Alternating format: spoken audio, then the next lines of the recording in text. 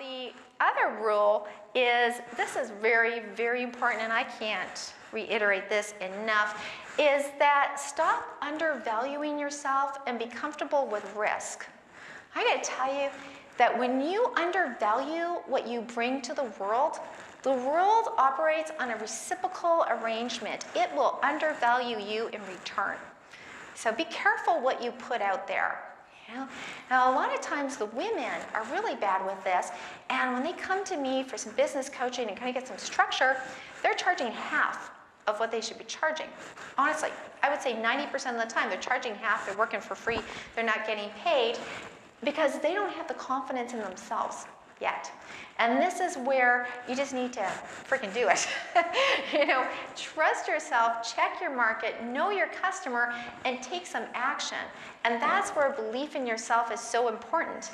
Now, with men, when they have a success, they typically attribute that to their own internal talents. I did a great job, I really prepared. But when they are not successful, they will attribute that to external forces. I didn't have enough resources, I didn't have enough team. Now, women are the opposite. When women have a failure, they will attribute that to their own resources. I didn't have enough time. It was me. I missed the bandwagon. I lost it. I didn't do it. Then, when they're successful, they'll say it was my team. It was luck. And this is what ends up happening. Now, what ends up happening here as well is that we hold ourselves back from taking that next step up the ladder. We have people that we've built relationships with, and that next step up the ladder leaves those people behind. So sometimes we don't get on the ladder. We don't want to appear that we are better than the other people. So therefore, in a meeting, we might not speak up. We want to speak up because we want to appear to be a know-it-all. Or we've said a lot already in this meeting, and we want to give somebody else a chance.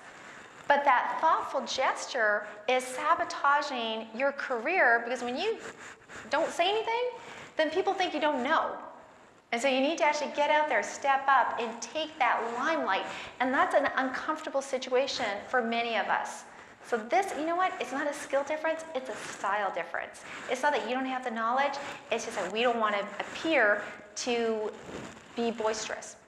The best thing I did was get a coach. Now, I didn't do that until I spent several thousands of dollars learning the hard way of how not to do things. I spent way too much money on a website.